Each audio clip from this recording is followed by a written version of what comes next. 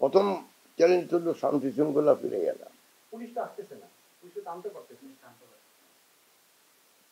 Police আনতে পারতেছে না বললে হবে না, কিছু কিছু জায়গায় তো আসছে, একদম গড়ে তো বলা যাবে না, বাকিগুলো আসবে।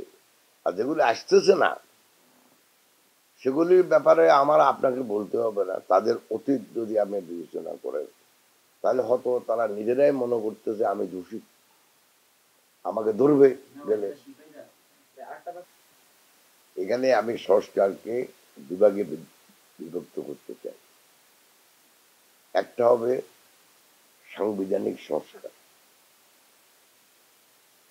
সেটা সংবিধান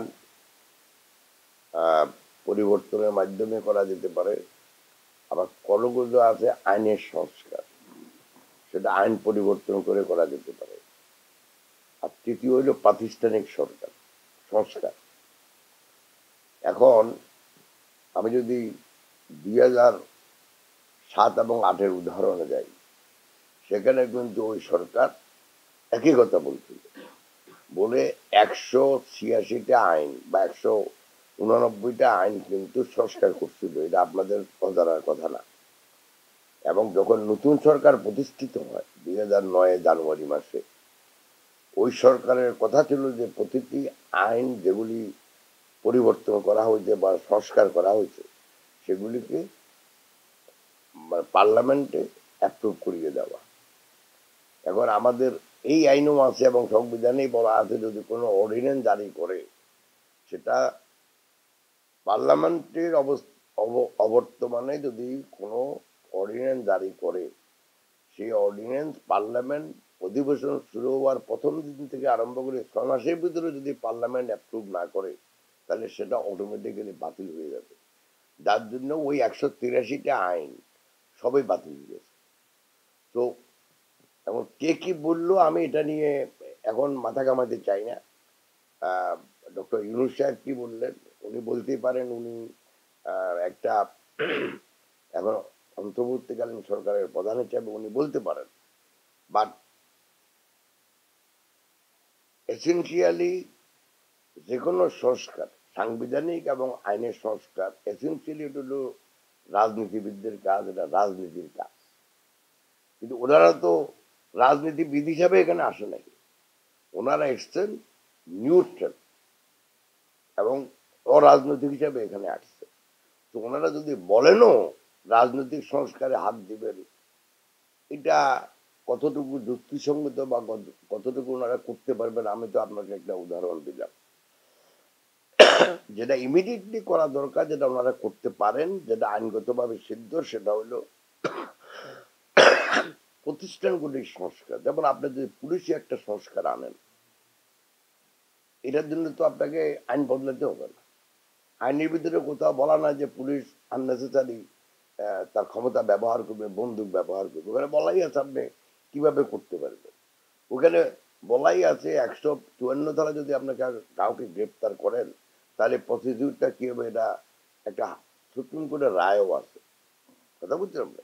এখন যেটা হইলো যে অবাধ কোন রকম বাধা ছাড়াই রাত্রে 12টা 1টা 2টা 3টা মানুষের রেড করা বাড়িতে, সেখানে বাপকে না পেলে ছেলেকে নিয়ে যাওয়া, ছেলেকে না পেলে তার ভাইকে নিয়ে যাওয়া, এগুলি হলো অন্যায় অবিচার। তো এই প্রাতিষ্ঠানিক সংস্কারের মাধ্যমে এগুলি সবাই বদলানো যায়। তো এই জন্য আপনার কোনো রাজনীতিবিদের দরকার হয় না।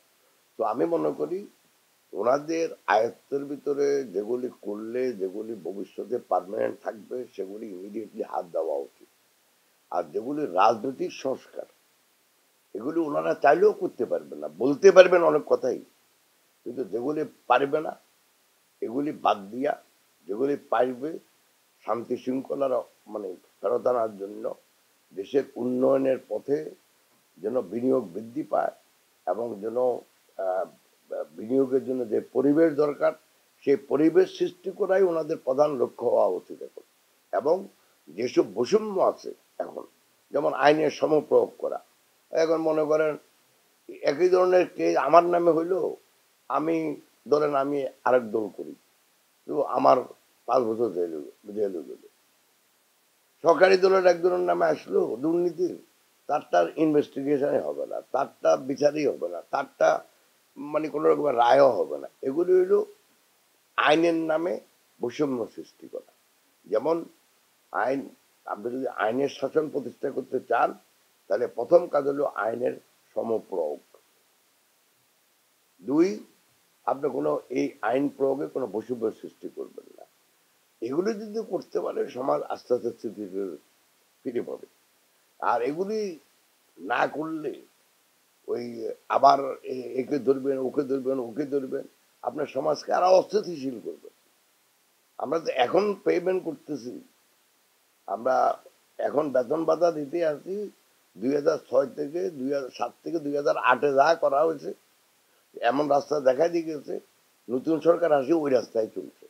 যার ফলে দেশে আয়ের বৈষম্য বেড়ে গেছে, ধনী দরিদ্রের বৈষম্য বেড়ে গেছে, সামাজিক বৈষম্য বেড়ে গেছে, একদম বেশি বড় লোক হচ্ছে আর গরিবেরা আরো গরিব হচ্ছে। অর্থাৎ সমাজে আমরা যতই ধন সম্পত্তি আপনার সৃষ্টি করতেছি, সেই ধন সম্পত্তিটার আপওয়ার্ড মানে রিডিস্ট্রিবিউশন হচ্ছে, ওই নিচের দিকে আর আসে না। ধরেন এবছর যদি জিডিপি গ্রোথ দেখালেন আপনার 6%, তো আপনার 10,000 কোটি টাকা মনে করেন বা 1,00,000 কোটি টাকা আপনার সম্পদ সৃষ্টি হইলো, এই 1,00,000 কোটি টাকা ভাগ করে নিয়ে যাচ্ছে ওই উপরের লেভেল লোকেরা। অথচ নিয়ম হলো এই, যারা বিনিয়োগ করবে, উৎপাদনশীল যারা উৎপাদন করবে, সেখানে ওই উৎপাদন যাই আপনি করেন, যে সম্পদটা সৃষ্টি করলেন দেশের জন্য, সেই সম্পদের কিউজ অংশ চলে যাবে আপনার কাঁচামালে, কিউজ অংশ চলে যাবে সরকারের কাছে ট্যাক্সে, কিউজ অংশ যাবে এমপ্লয়িরা পাবে, আর সামান্য একটু আপনি পাবেন মনে করেন যে বিনিয়োগ করেছে। এখন বাংলাদেশের যে অবস্থা হয়েছে, বিনিয়োগ না করেই সব নিয়ে যাচ্ছে।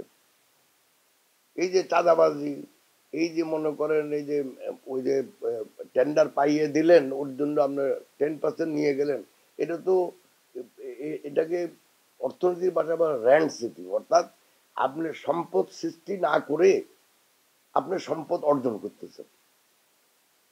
কথা বলতে তো, এগুলি বন্ধ করা খুব জরুরি। এগুলির জন্য কোনো রাজনৈতিক সংস্কারের দরকার হয় না।